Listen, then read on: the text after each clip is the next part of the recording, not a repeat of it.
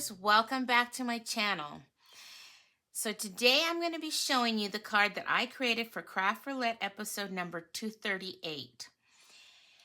And I'm not going to go into a lot of detail about this card because the technique that I'm using, I want to do a whole other video on it so that I can show you the technique and how I went about creating this card. Now this technique is going to allow me to make 18 cards, but I only need one card for Craft Roulette, so I only put one together, and then that other video will show you all the other ones that I've created and how I put them all together.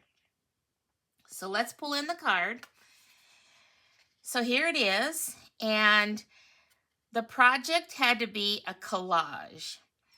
So the way I am interpreting collage for my card is there is a collage of each of the 3 designer series papers that I chose for this card. All these papers are from the same paper pack, which is called All is Bright. But the technique that I use allows you to see a little piece of each of them. And so that's my collage. Then the colors had to be Italian restaurant. So here is the color palette that I picked for my Italian restaurant. And I decided to pull out mostly the reds and the greens, and I guess I'm calling like the sparkles of the lights down here kind of the beigey color like the pizza crust would be, and also the embossing that I did here in the gold. So that is basically the colors that I'm using for my Italian restaurant colors. And or you could also look at it like Mary did, and on her card was the colors from the Italian, from the flag of Italy. So I thought, well, either way you look at it, I have those colors covered. Okay, so then we've got the element short. So what I ended up doing for that is I have these strips here that kind of go in between each of the designer papers. And so I have cut those strips, and I have 2 sizes. I have a taller one and a short one. And so basically I use the short one right here, and I use the longer one right here. So here's my short strip, so that takes care of my element. Then the last one on the random is diagonal lines. Well, there they are. We have diagonal lines all over this card. And I really liked the making Christmas bright sentiment. And what I really liked about this is the May Your Christmas Be is separate from bright. And I love when they do that, because then I don't have to do, that coloring with your marker. All I have to do is stamp them separately. And I love that. So that was my favorite part about that set, the way they did the sentiment. And then I used that other circle that was in that set, and I just did some embossing. And I found some really old, it's called Super Fine Detail.